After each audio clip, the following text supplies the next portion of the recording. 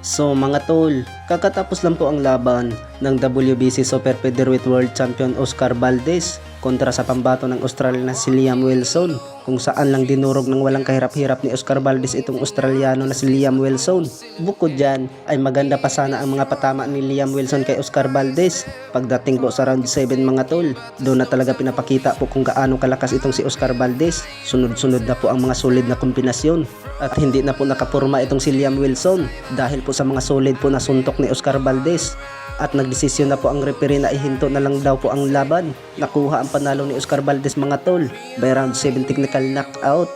Sa ngayon ay umarangkada po ang kartada ni Oscar Valdez ng 32 wins and 24 knockouts at may 2 talo. Bukod dyan at nasungkit po niya ang WBO Interim Super Featherweight title belt at bumanat pa nga itong si Oscar Valdez pagkatapos po sa laban.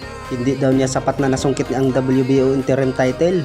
Gusto daw niya na mag-world champion. Sa kabilang banda naman mga tol ay malungkot po na balita para po sa ating mga Pinoy boxing fans. Ang ating pambato na si Arthur Villanueva kontra ni Elijah Pearce ay marami talagang nanghihinayang po sa ginawa po ni Arthur Villanueva.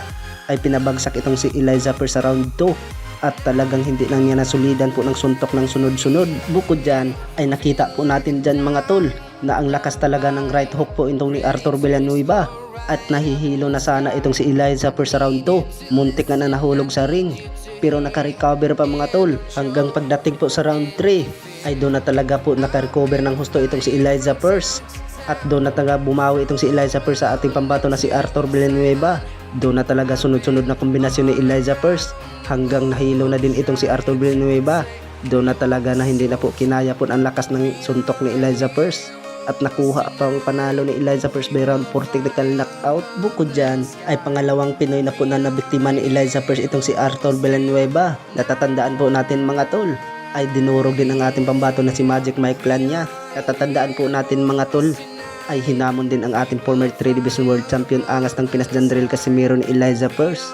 At maraming ang bumanat mga tol na kung si Jandrel Casimiro daw ang nakakalaban ni Elijah Pearce ay sigurado daw tulog itong si Elijah Pearce sa ibabaw ng ring. Dahil dyan mga tol, sa estilo daw ni Elijah Pearce ay makipagsabayan daw ng suntukan.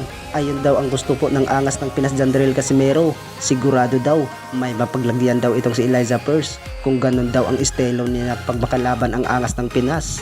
Bukod dyan, ano kaya sa tingin yung mga tol kung maglaban kung sakali po ang angas ng Pinas Jandrel Casimiro versus Elijah Pearce? Kaya kayang patulogin ni Jandrel Casimiro itong si Elijah Pearce?